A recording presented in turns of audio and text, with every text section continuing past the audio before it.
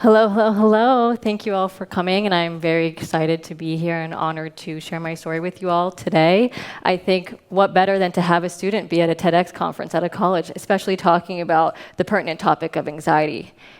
But the issue here is that when we talk about anxiety, we're used to hearing statistics. But statistics aren't helpful. We can't see ourselves in statistics. We see ourselves in stories. It's really difficult to make sense of our feelings and build community around numbers that are made up of people that we may never interact with. Sorry, obviously I'm talking about anxiety today, so if I kind of stop to take a breather, I'm just kind of catching my breath a little bit. But like I mentioned, as we move through anxiety, storytelling is the way to go, especially because storytelling actually works in combating anxiety itself. So in this instance, there's incredible, compelling research done by Dr. Paul Zak that showcases storytelling's ability to release oxytocin, to motivate us to make positive changes within ourselves and others, to develop more positive connections with others and more trusting relationships. There's also even more compelling research done by Dr. Avnas Moberg and Peterson that showcases the oxytocin release's ability to combat the effects of stress. And that can include increasing the pain threshold. That can include reducing things such as cortisol levels and blood pressure. This can also include stimulating growth and healing. And that is a little bit about what I'm going to talk about today, is my story with anxiety. So I hope that as I share my story, I share something that resonates with you all. So one of the main battles that I had with struggling with anxiety is I didn't even realize that it was anxiety itself. When I first started in this journey, I was really struggling physically, and I was struggling a lot with my stomach. So first of all, I was impacted by physical health, and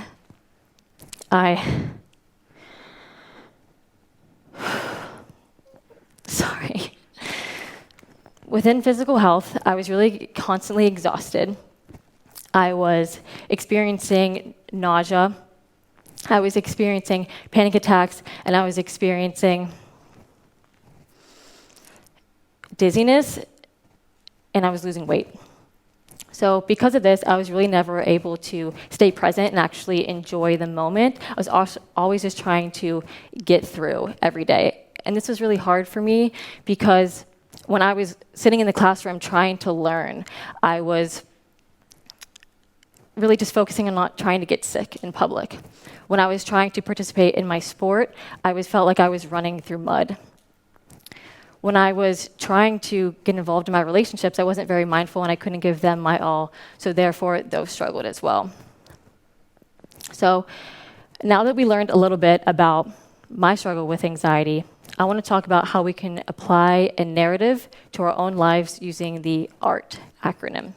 So ART stands for adjust, repeat, and take what works. So the first portion is adjust, and this is pretty much meaning we want to take really an emotional connection to our anxiety and figure out what parts are causing us the most pressing anxiety triggers.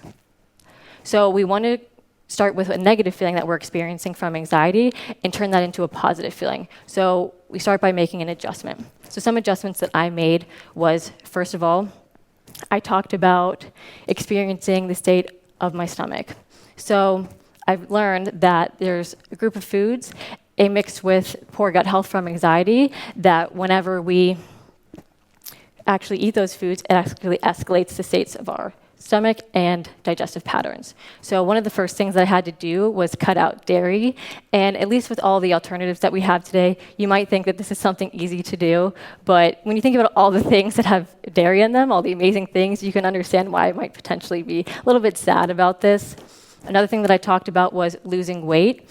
So I really had to adjust my gym routine and also what I was eating to kind of put on that weight, because I obviously really wasn't focusing on dairy. So that was a dairy-free protein shake alternative to help me put on this weight.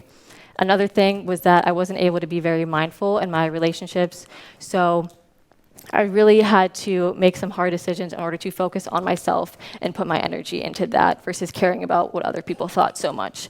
So there's some adjustments that I made, but obviously those sound like very big lifestyle changes. So I really want to focus on that. There's really small things that you can do as well within anxiety to make this adjustment that doesn't have to be lifestyle changes as well. So when I talk about small adjustments, I'm talking about waking up in the morning and opening up the blinds to actually let yourself see some natural light. This includes whenever we're waking up, maybe drinking a glass of cold water, because this can help us reduce our cortisol levels. Another thing that you can do is before we go to bed, make sure that our space is clean, so that when we wake up to a clean space and a clean mind. Another thing that we can do is try to stay off our phones as much as possible and kind of fill those spaces with things that actually make us happy, because sometimes our phone can make us feel a little bit sluggish.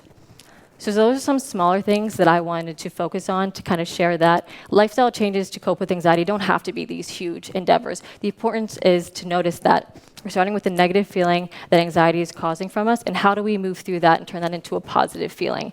And that's where the adjust portion comes in. The next portion is repeat, because you can't make any type of change in your life and expect to do it one time, and then you're going to experience a life-altering change. So we have to repeat these things, and we have to be very disciplined with how we implement them. So when we talk about repeat, we want to focus on, like I mentioned, starting with a negative feeling and turning into a positive feeling, but we have to repeat this and we have to do it often. So for repetition, an example for me would be, I get very anxious on Sundays. So every Sunday, I pull out my planner and I go through my schedule for the week, because like I mentioned, I have anxiety, I have an anxious mind. So for me, I don't like uncertainty, and I like minimizing worry as much as I can.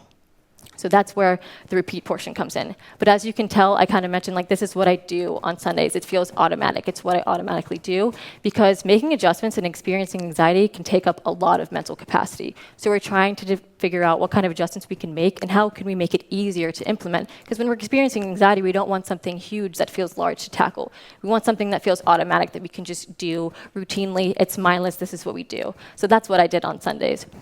Now, by doing that, you turn what was a negative feeling from anxiety to a positive feeling. I now look forward to Sundays because it's a very organizational reset and clarity day for me. So now I talked about adjust and now then repeating it. But how do we know if it's something that's working for us, and how do we keep implementing it into our life so that we know and understand that this is actually helping my anxiety? So I kind of have two things to kind of help with how do I know if it's working for me. So the first portion is you can journal through your progress, and you can also talk to somebody and tell them about these adjustments. So the taking what works going period is pretty much going to be, okay, I just made this adjustment, and I'm going to journal through it and be very mindful in how I implement it into my life. Now, when I go back through that, I can actually tell if it's something that worked for me, because I have an actual written period for that. When I'm talking to somebody, I'm being very emotionally vulnerable with them, so this has to be someone that I trust and that I'm talking to every day, so they can help me notice if I'm experiencing a positive change within my anxiety. So for me, my example for this would be my mom. I talk to her every single day. I'm very transparent with her, so she would be able to really help me figure out if something that I implement into my life is actually making some type of positive change. And so these types of people, and ourselves, if you're not talking, is not something that you like to do, to talk about your anxiety, it can really help us understand if we're moving through our anxiety and if it's something that we can implement into our lives. So when we're talking about taking what works, how long is this time period and what does this look like? For me, it was about 2 to 3 weeks to a month. But for you, it might look different. The entire time I'm talking about adjusting and repeating. Working through anxiety is very specific to how you want to do it. It's really not one cut, dry way of coping with anxiety, because it is your mental health and it's very specific to you. So keep in mind that you want to be intentional with this progress and be journaling or sharing with somebody the entire time. And that will really help us know if it's something that's working for us, if we want to implement it into our lives. When we talk about storytelling and applying these, I really wanted to share this narrative so that we can take my narrative, for example, talking about how I struggled with anxiety physically within my body, and use this acronym to apply it to our lives. Because what we're trying to do is not necessarily get rid of anxiety, because that's not very realistic. If you're struggling with anxiety, it's not something that's just going to cut and dry go away. But what we want to do is how do we make it easier and how do we make it last less time? So for example, I was talking about experiencing panic attacks as well as with my physical health. And so when you're experiencing a panic attack, it's how do I not have a panic attack next time? Or how do I make it easier to work through? Not how can I feel nothing? Because that's not realistic. We're all human. We're going to feel something, and we all feel anxiety to some extent. So that is exactly why working through the acronym and hearing other people's stories can help us determine maybe some tangible ways that we can cope and work through anxiety. And that is a way we can build community around mental health and not just using statistics.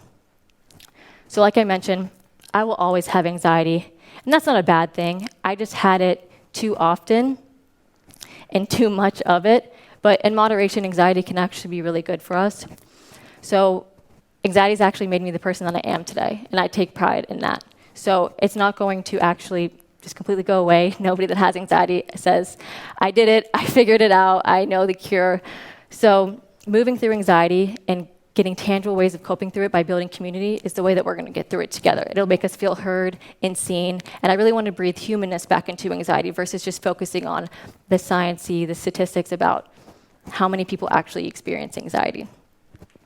So that is how we're going to move through anxiety, not the statistics. The stories that you all hear will change your life, but the stories that you share with others will change their lives. Thank you.